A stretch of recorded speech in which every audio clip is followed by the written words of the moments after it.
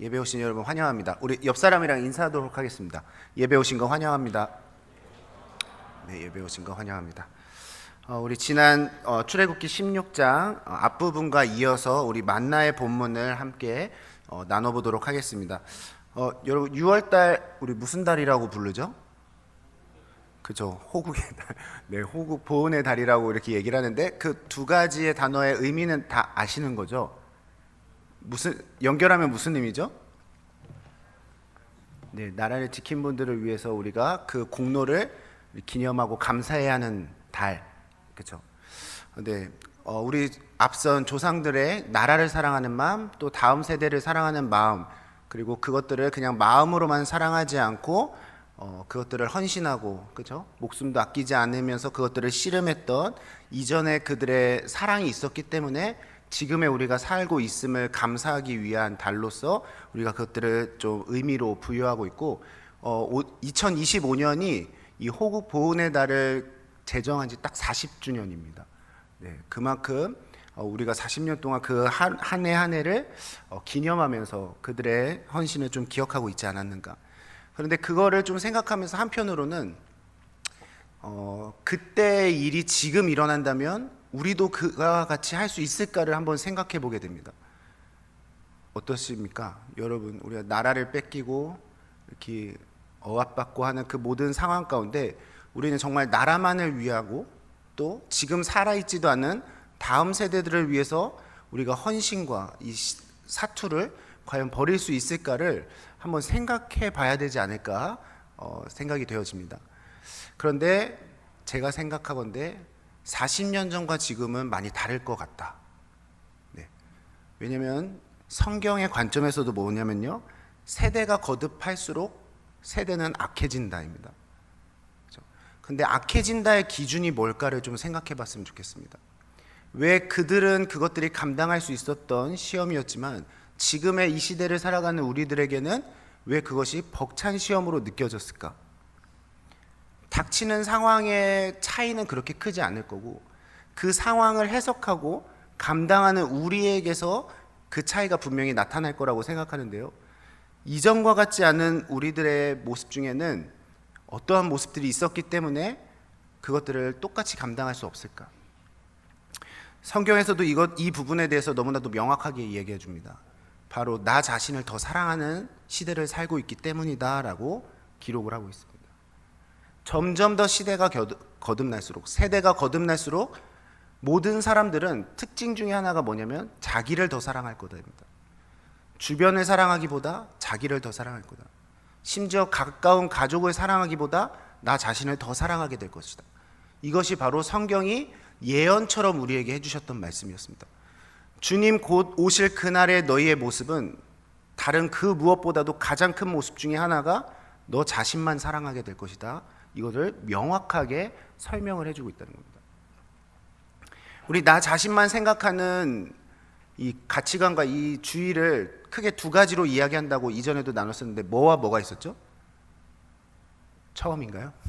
무슨 주의, 무슨 주의? 처음 들으시네. 무슨 주의죠? 나만 생각하는 이기주의와 개인주의, 그렇죠? 개인주의는 뭐에 대한 자기의 유익을 추구하는 거냐면 자율성을 추구하는 겁니다. 내 자유, 내 자율성, 이것들을 더 추구하는 게 개인주의입니다. 내 시간, 내 쉼, 이것들만을 더 소망하는. 그러면 이기주의는 뭐에 대한 걸까요? 자율성보다는 자기의 이익, 내가 더 취하고 내가 더 배부르고, 그렇죠? 내가 더 높아지려고 하는 그 마음의 중심. 그런데 성경에는 우리의 모습이 딱 그러할 것이다라고 기록을 하고 있다는 것입니다. 점점 더 이기적일 거고 점점 더 개인주의적 성향을 띠게 될 것이다.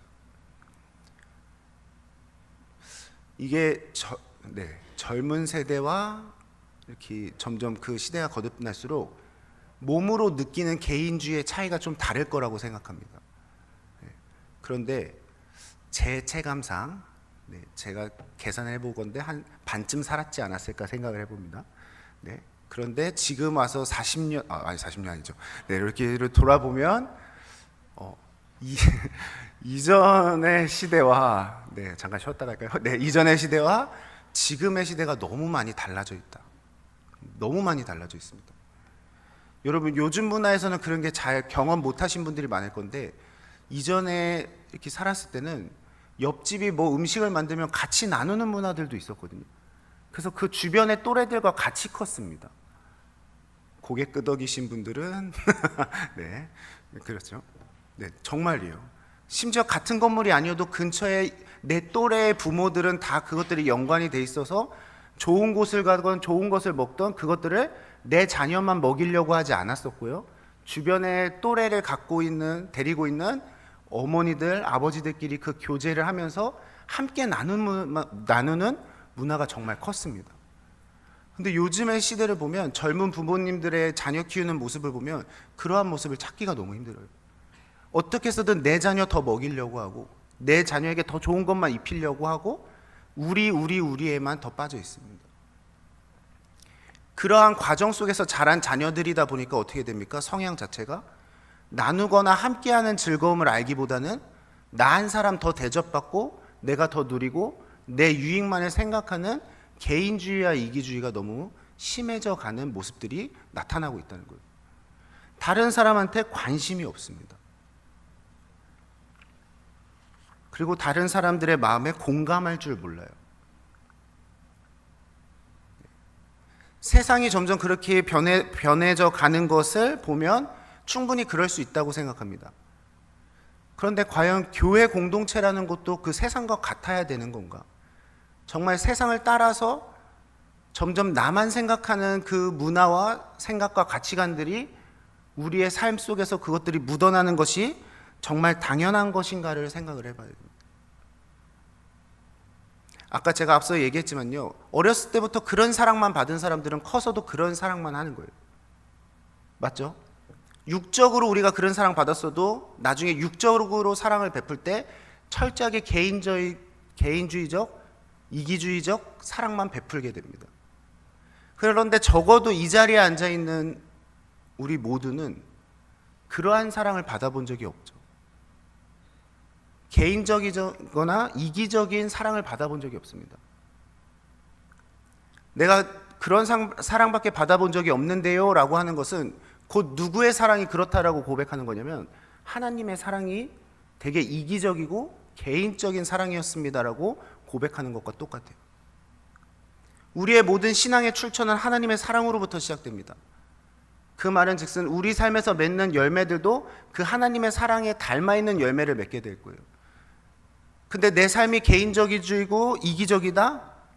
그러면 나중에 뭐라고 변명을 하게 됩니까? 제가 느낀 하나님의 사랑이 딱 그랬습니다라고 고백하게 되는 거죠. 그런데 성경 어디를 찾아봐도요, 하나님의 사랑 가운데 이기적인 모습, 개인적인 모습은 전혀 없어요. 늘 그 모든 사랑을 만세전부터 계획하시고 그것을 성취하시는 데까지의 그 사랑을 고백할 때 그 모든 고백에는 다 누가 들어있었냐면 우리가 들어있습니다. 하나님의 형상대로 지음받은 우리에 대한 사랑만 담겨져 있어요. 그리고 그 사랑이, 하나님 예비하신 사랑이 성취됐을 때 그제야 비로소 하나님이 영광 받으실 거라고 얘기합니다. 내가 영광을 받아야 너네가 사랑을 누리게 될 거야 라고 얘기하지 않으시고요, 그렇죠? 너희가 이미 사랑받고 그 사랑대로 살아야 나중에 내가 곧 영광을 받게 될 거다, 이렇게 얘기하시죠. 하나님의 사랑이 전혀 개인적이지도 않고 이기적이지도 않았기 때문에 그 하나님의 사랑을 있는 그대로 이 땅 가운데서 실천하셨던 누구의 사랑도 동일했죠? 예수님의 사랑도 동일했어요. 예수님 예루살렘 안 가셔도 됐었고요, 십자가 안 짊어지셨어도 됐습니다. 그냥 겉으로 보여지는 예수님의 십자가만 딱 보면 정말 그냥 개인적인 사적인 일처럼 보여져요. 그런데 그 십자가에 달리신 예수님 그 모습 가운데는 예수님에 관한 부분이 아무것도 없었죠. 못 박히시고 찢기시고 조롱당하시고 피 흘리시고 하는 그 십자가 위에서의 그 고독한 모든 싸움이 다 누구를 위한 거였습니까? 우리를 위한 거였어요. 그런데 어떻게 하나님의 사랑이 예수님의 사랑이 개인적이었습니다, 이기적이었습니다라고 말할 수 있겠습니까? 그리고 내 삶에서 나타나는 이 이기심과 개인주의는 다 하나님이 우리에게 가르치신 겁니다 라고 말할 수 있는 사람은 단 한 명도 없을 거예요. 왜요? 한 번도 이기적인 적이 없으셨을 거예요.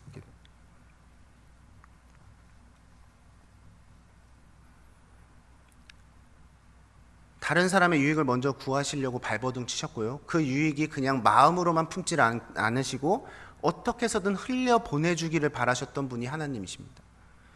그래서 하나님이 선택하셨던 방법도 죄 없고 흠 없는 예수님을 통해서 모든 인류가 구원을 받는 은혜를 누리게 하시려고 했던 것도 하나님의 계획이었어요.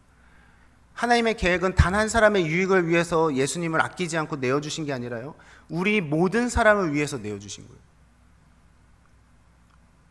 전혀 이기적이지 않습니다.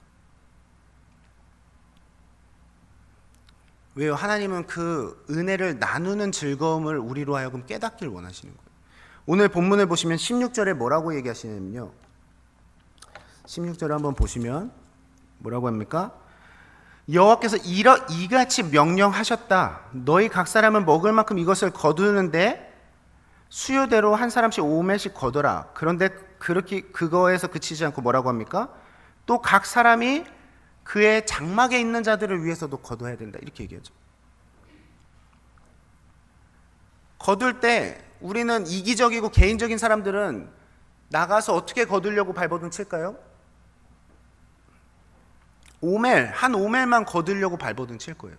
다른 건 보이지도 않아요. 내가 거뒀어야 될 그 2리터 가까운 한 오멜만 거두면 된다, 이 생각만 갖고 나가서 거두는 사람들, 이기적인 사람들인 거죠. 개인적인 사람들.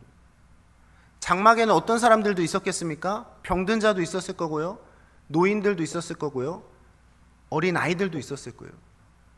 2리터가 2리터인지도 모르는 아이들도 있었을 것입니다. 그럼 누군가는 걷어서 그 사람들한테 베풀어 줬었어야 돼요. 그렇죠? 그런데 나만 생각하고 내 것만 거두오면은 그 가족 다 굶겨 죽이는 거예요. 그러지 말라는 거죠.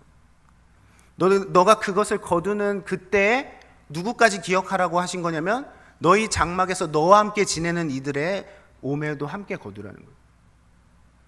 그래서 그 나누는 즐거움을 한껏 누리라고 가르치시는 분이 하나님이십니다. 그리고 너네 장막에 있는 사람들 것까지 내가 예비했어라는 가르침을 주고 계신 거예요. 부족함 없을 거야. 너가 그들을 생각하고 그들의 것을 가져다 주면 어느 누구도 부족함 없을 거야. 반대로 생각하면 뭡니까? 너의 장막에 있는 사람들 중에 누군가 배고파하고 그것들을 누리지 못한다면 그것은 누군가가 이기적이었거나 누군가가 자기만 생각하고 자기 것만 거두었을 거야, 이 의미가 되는 거예요.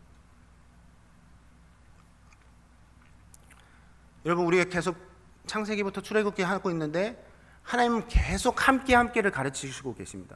유월절에서도 어린 양 먹을 때 함께 먹어라. 만나를 먹을 때도 장막에 있는 자들과 함께 먹어라. 함께해라.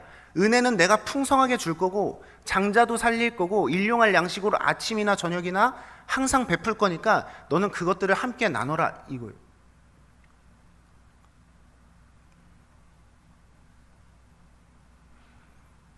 제가 이전에도 한번 얘기했지만 세상 사람들은 하나님을 되게 어떤 하나님을 생각한다고요? 차별이 많으신 하나님. 왜 부자와 거지를 이 땅에 두시나? 이거에 대한 불평을 엄청 많이 한다고 이야기를 했습니다. 그런데 하나님 섭리로 생각하면 이 땅에 있는 재물을 우리가 균등하게만 나누면 어느 누구도 부족할 사람이 없는 거예요. 지금 누군가가 굶주려서 죽고 있고 배고파하고 있고 헐벗고 있다는 것은 마땅히 베풀어야 될 것들을 베풀지 않고 있는 사람들이 많다라는 증거인 거예요. 그런데 세상 사람들이 안 베푸는 거에 대한 심판은 하나님께서 하시겠죠. 그런데 하나님께서 우리 모든 사람을 구원에 이르게 하시고 독생자도 아끼지 않으셨다는 그 사랑을 깨닫고 믿음으로 고백한다고, 난 그리스도인이라고 거듭났다라고 고백하면서도 주신 은혜에 대해서 나누려 하지 않고 이기적인 세상 사람들과 동일한 모습대로 살아간다면 그 사람이 받을 심판은 더 클 수밖에 없습니다.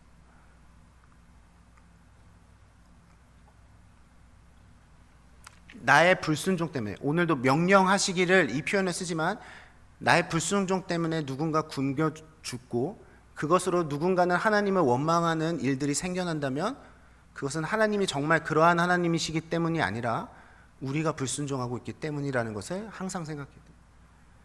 교회란 곳이 많은 구제 사역들을 하고 있지 않습니까? 교회에서 책정되는 모든 예산들을 우리가 먹고 마시는 데에만 쓰면 그것은 교회가 아니죠. 고아도 돌보고 과부도 돌보고, 그렇죠? 병든 자도 돌보고 하는 그러한 흘러가는 은혜들이 있어야 그곳이 진정한 교회가 되는 거고, 하나님 뜻 가운데서 건강하게 성장하고 있는 교회가 되는 거예요. 누가 굶든 누가 춥든 누가 아프든 난 지금 나 하루 먹고 사는 것도 바빠 죽겠다, 난 지금 겨우 입에 풀칠할 정도로만 살고 있다, 이 벌이 갖고 내가 누굴 돕겠냐, 자기 합리화이죠. 그리고 그 모든 생각은 철저하게 개인적인 이기적인 생각일 뿐인 거예요. 내가 누군가에게 베풀어서 하나님께서 우리를 굶겨 죽이시겠습니까? 내가 있는 모든 것으로 하나님이 가장 기뻐하실 만한 데 은혜를 베풀었다고 해서 하나님께서 우리를 굶겨 죽이실까요? 자신의 것들로 다른 사람을 도와서 굶어 죽었다는 사람 들어보신 적이 있을까요? 없습니다. 하나님은 더 풍성하게 채워주시면 채워주시지 은혜로 베풀라고 명령하신 그 명령에 순종한 사람을 굶겨 죽이시는 일들은 없어요. 우리가 생각지 못했던 곳에서 채워주시는 분이 하나님이신 거예요. 그래야 하나님께서 영광을 받으실 수가 있어요.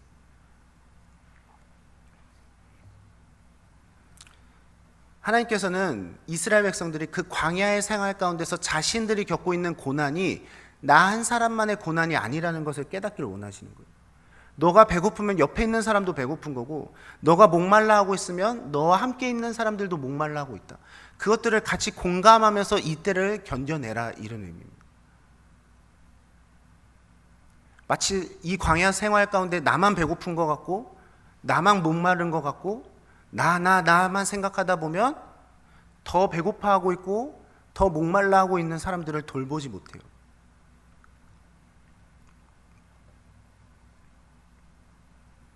여러분, 하나님께서 우리에게 주시는 이 만나를 통한 시험은 그렇게 어려운 시험이 아닙니다. 영상 하나를 좀 봤으면 좋겠는데요. 네, 최근에 많이 보신 분들이 있을 겁니다. 그런데 오늘 만나의 이 시험을 정말 이 짧은 영상 안에서 다 담아주고 있어요. 한번 보시겠습니다. 딸에게 실험을 하는 부모님. 2, 3. How many did you get? I got 1. What about mommy? 엄마의 접시에 쿠키가 없다는 걸 발견한 딸은 안타까운 표정을 짓고 엄마를 안아주는데요. 그러더니 What happened? 엄마에게 자신의 쿠키를 한 개 나눠줍니다. 똑같은 실험을 아들에게 하는 또 다른 부모. Good, red. How many? Two. I've got one. How many you got, Mum? I didn't get any. Haha. 아들 키워봐야 소용없다. 딸에게 실험을 여러분, 하나님 앞에 어떤 자녀이십니까? 네, 너무 간단한 영상인데 정말 여기에 다 담겨져 있습니다. 저 영상을 하나 찍기 위해서도 테스트를 하고 있죠. 근데 간식 몇 개로 테스트합니까? 3개로 테스트하죠. 왜냐? 저기에 지금 등장하고 있는 인물이 몇 명이기 때문에? 3명이기 때문에. 저 부모님들이 내 자녀가 어떻게 반응하는지 보려고 찍었던 저 영상의 목적과 의미가 하나님께서 우리에게 만나를 주신 목적과 이유와 별반 다르지 않는 거예요.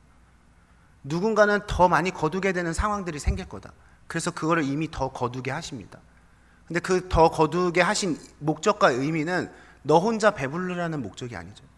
그 더 거두게 된 그것을 너가 과연 없는 자들을 위해서 베풀 준비가 되어 있고 그것들을 순종할 준비가 되어 있는가를 보시길 원하시는 거예요.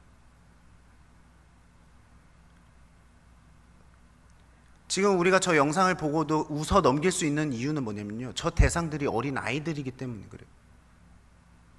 모르기 때문에 웃어 넘길 수 있는 거예요. 그런데 우리가 하나님 앞에서 웃어 넘길 수 없는 이유는 뭡니까? 그러면 안 된다는 거. 내가 저렇게 이기심과 오히려 내가 가진 것들로 누군가를 조롱하는 행동들을 해서 누군가 굶어 죽게 된다면 거기엔 더 큰 심판이 있을 거다. 이거죠.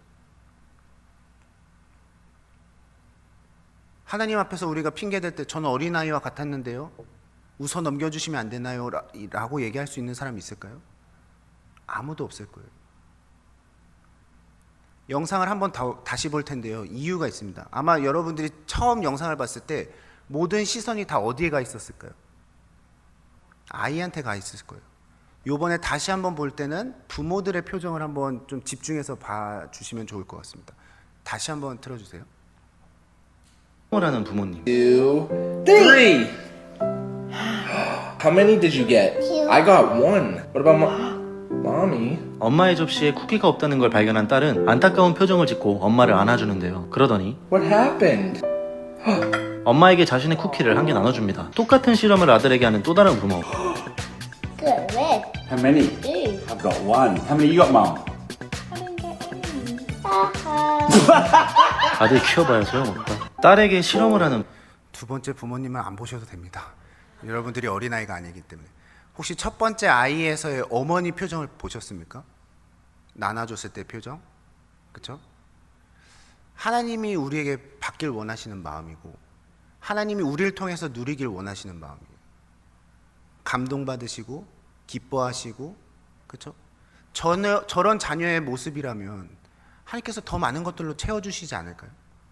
저건 한 번의 테스트를 위한 목적이지만, 오늘 만나 본문을 통해서 하나님께서 우리에게 깨닫길 원하시는 건 뭐냐면, 날마다 일용할 양식은 너희한테 줄 거야. 이 영상에처럼 날마다 이 3개의 테스트를 너네한테 할 거야. 그 말은 뭡니까? 이 3개의 떡은 항상 있을 거야, 이거예요. 너네를 하루도 굶기거나 하진 않을 거야. 못 먹는 것 때문에 두려워하지 마, 이런 의미죠. 항상 줄 건데 너네가 그걸 먹을 때 한 사람도 빠짐없이 모두가 그 먹는 즐거움을 누렸으면 좋겠어, 이거예요. 그리고 많이 거둔 자들 있어? 너는 더 특별한 거야. 너가 나눔으로 누군가가 먹고 함께 배부를 수 있는 은혜를 더 누릴 수 있는 기회를 주신 거예요. 그걸 누리고 있음에도 불구하고 내 개인, 내 이기심, 이것들 때문에 완악하고 강팍하여져서 하나님의 때와 시기를 그냥 흘려보낸다고 한다면, 예비된 것은 하나님의 책망밖에 없게 될 거예요. 두 번째로 우리가 오늘 본문에서 생각해야 될 것은 뭐냐면, 안식일에 대한 개념을 왜 이야기를 하셨을까? 그죠? 이것은 하나님께서 교훈하시고자 하는 목적이 뭐냐면요, 이 안식일을 얘기하면서 계속 등장하는 표현이 뭐냐면, 만나는 어떻게 될 것이다 라고 얘기하십니까? 만나는 하루만 지나도 썩어지고 냄새가 나고 벌레가 꼬인다. 이건 만나의 특징이에요. 썩어지고 벌레가 꼬이고 냄새가 난다. 이 만나의 특징입니다. 근데 이러한 만나조차도 어느 날에는 썩지 않고 냄새도 안 난다고요? 거룩한 안식일에는 냄새가 안 나는 거예요. 그럼 이 능력이 만나에 있는 것입니까? 그 날에 있는 것입니까? 날에 있는 거죠. 너네가 그 날에는 썩지 아니할 향긋한 그 만나를 일하지도 않고 먹는 날이 있을 거다. 일주일에 한 번은 꼭. 그러면 중요한 것은 뭡니까? 이 일주일 중에 가장 중요한 날은 언제가 되겠습니까? 안식일이 중요하려면 6째 날이 중요한 거죠. 안식일을 위한 준비의 양식을 모아놔야 되잖아요. 앞에 5일은 그날 한 오멜만 거두면 됩니다. 그렇죠? 더 갖고 있어봤자 썩어지고 냄새나고 벌레 꼬일 거기. 그런데 합법적으로 더 거둬도 되는 유일한 한 날이 언제인 겁니까? 6째 날인 거죠.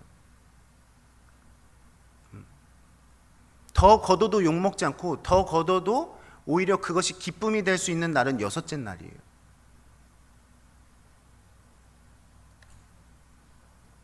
여러분, 우리가 지금 그 6째 날을 살아가고 있는 겁니다. 우리가 6째 날을 살고 있는 거예요. 내가 누리는 은혜 플러스 더 많은 은혜를 주셨다는 것은 이제 그것이 하나님 나라에서 영원한 안식처럼 누릴 수 있는 건강한 그리고 순종이 따른 양식을 거두는 태도를 보이는지 안 보이는지 그걸 보기를 원하시는 거예요. 다섯째 날까지는 그냥 내 일용할 양식만 거두고 집에 있는 사람 잘 챙기면 됐죠. 이제 여섯째 날에는 더 의미 있는 뭔가를 더 거둬야 되는데 그것이 바로 오늘 본문에서 이야기하고 있는 7일을 위한 안식일에 누릴 수 있는 양식을 쌓아야 되는 거예요. 근데 이게 뭐가 되겠습니까? 바로 공의로 흘려보낸 재물이 바로 이 갑절의 양식이 되는 거예요. 여러분 저번에도 한번 봤던 본문인데 요번에 꼭 다시 한번 봐야 되는 본문이 마태복음 25장 31절부터 46절입니다. 네. 얼마 전에 봤던 본문인데 이게 한번 보도록 하겠습니다. 31절을 네. 성경책을 피셔도 되겠습니다. 마태복음 25장 31절부터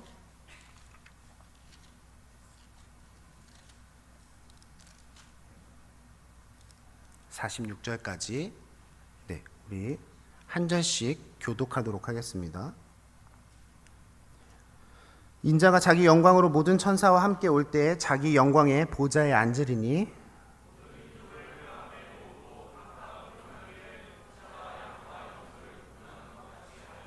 양은 그 오른쪽에 염소는 왼쪽 편에 두리라.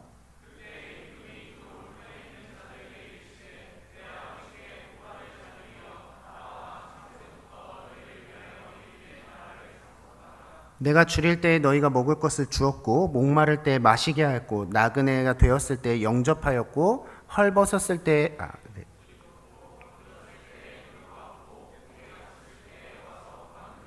이에 의인들이 대답하여 이르되 주여 우리가 어느 때 주께서 줄이신 것을 보고 음식을 대접하였으며 목마르신 것을 보고 마시게 하였나이까?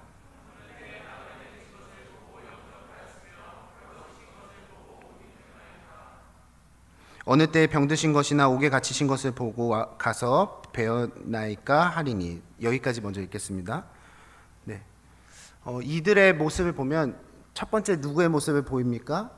양들의 모습을 보이는데 이들은 자신들이 선행을 베풀고 있었음에도 불구하고 어떠한 선행을 베풀었는지도 모를 만큼의 공의를 실천하고 있었던 사람들입니다. 그런데 그들이 그렇게 베풀었던 그 물질이 결국에는 주님의 날에 뭐 받게 되는 이유가 됩니까? 복을 받고 하나님의 나라를 상속받게 되는 이유가 되는 거예요.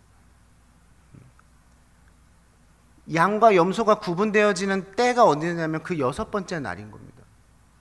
그리고 곧 지금이 우리가 살고 있는 이 때가 내가 하나님 앞에 염소로 증명될 것이냐 양으로 증명될 것이냐에 따른 차이를 만들어내는 때를 보내고 있는 거예요. 여러분의 재산을 탕진하라는 얘기가 아니고요. 내 잔고가 쌓이고 있는 거에만 그냥 만족하면서 주변을 돌보고 있지 못하는 나의 완악함, 개인주의, 이기심을 제거하라는 거예요. 각각 주신 믿음의 분량대로 각각 소망하게 하시는 마음 안에서 베풀면 돼요. 이거 때로 이렇게 찾아와서 묻는 분들이 있어요. 얼마큼 해야 돼요? 얼마큼 베풀어야 돼요? 얼마큼 베풀어야 하나님 기뻐하세요? 대답은 늘 똑같습니다. 하나님이 주신 마음만큼만 하세요. 대신 어떠한 마음을 주셨건 거기에는 순종하세요. 여러분에게 재능을 줬으면요, 그 재능으로 내가 무언가 은혜를 누리고 있으면 그 재능을 다른 사람한테 기부할 줄도 알아야죠. 그 재능이 인정받는 것도 다 때와 시기가 있습니다. 누군가 날 알아주고 누군가 나를 칭찬해주는 그 때와 시기가 있어요. 그 시가 지나버리면요, 더 대단한 사람들, 더 인정받는 사람들이 계속해서 치고 올 거예요. 그럼 나중에 가서 나는 더 이상 가치가 없는 사람인가? 그거를 고민할 필요가 없다는 거죠. 오히려 나한테 가장 뜨거운 걸 주시고 은사를 주셨을 때 이것을 나은 사람의 유익을 위해서 썼던 시간을 보냈느냐, 아니면 그것을 정말 더 많은 사람들이 풍성하게 누릴 수 있게끔 흘려 보내주고 있었는가?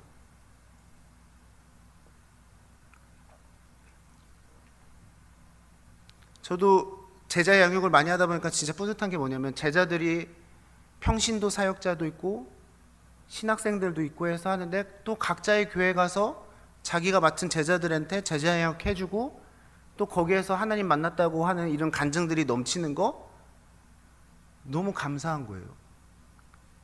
나중에는 분명히 김대진이라는 사역자를 찾아주는 데도 없겠죠. 그래도 하나님 앞에 부끄럽지 않은 이유는 뭐겠습니까? 그때 뿌렸던 복음 때문에 여전히 하나님을 뜨겁게 사랑하는 사람이 있을 거고 또 그들을 통해서 맺게 된 열매가 또 열매가 또 열매가 항상 있을 것이기 때문에 나중에 찾아주는 사람이 없어도 없어지는 상황들이 오고 있어도 두렵지 않은 거예요. 지금의 때를 잘 살아내면 되는 겁니다. 주신 것들을 은혜를 흘려보내주고 살면 되는 거예요. 재능뿐만 아니라 복음도 마찬가지고요. 물질도 마찬가지예요. 아무리 많은 재산 쌓아놓고 있어도 그거 언젠가는 사라질 재물입니다. 그리고 제일 중요한 건 주님의 때에 아무것도 갖고 가지 못해요. 뭘 자랑하겠습니까? 그런데 내가 갖고 있던 재물 중에 주신 마음 안에서 순종함으로 흘려보내줬던 이 물질의 은혜가 누군가는 새 삶을 살고자 하는 동기가 될 수도 있는 거고, 그렇죠? 삶 자체가 변화되는 물질이 될 수도 있는 거예요. 그리고 그 사람의 삶의 방향성이 바뀔 수도 있는 거예요. 저 사람이 나한테 베풀어줬던 이 물질 하나 때문에 내가 새 힘을 얻었듯이 나도 뭐 어느 날 하나님께서 물질로 은혜 베풀어 주시면 나도 누군가에겐 그러한 은혜를 흘려보내주는 사람이 되고 싶다. 이것들을 소망하게 되는 것 그 자체가 은혜인 거고, 그것이 바로 하나님 앞에 갔을 때 양이라 칭찬받을 수 있는 근거가 되는 거예요. 뒤에서 마저 읽었어야 되는 염소들의 특징은요, 줄인 자를 보고도 베풀지 않고 헐벗은 자를 보고도 베풀지 않고 그냥 그 모든 물질을 내 배부르는데 내 만족하는 데만 다 썼던 자들은 뭐라고 얘기하시냐? 마귀와 그 사자들이 던져질 그 지옥불에 던져질 거다.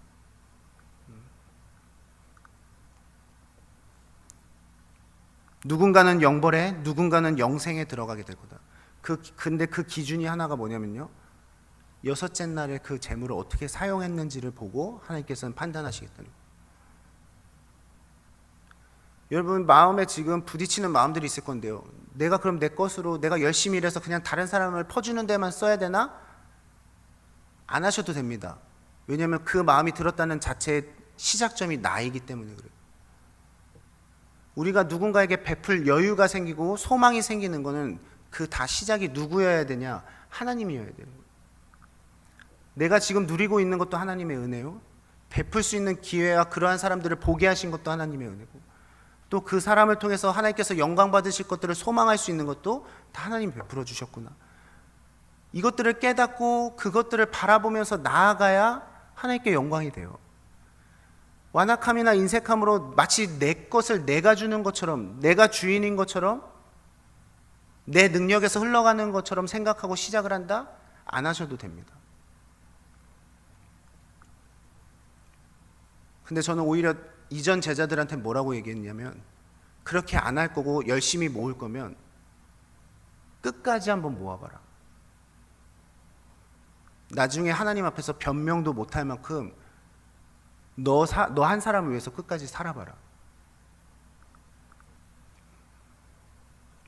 어쨌든 하나님께서 우리에게 자유의지를 주셨기 때문에 우리는 우리의 삶을 하나님이 기뻐하실 만한 순종의 삶을 살 것이냐, 아니면 자기 유익만 구하며 나의 때를 살아갈 것이냐, 하나님께서는 우리 스스로가 선택하게 하셨습니다.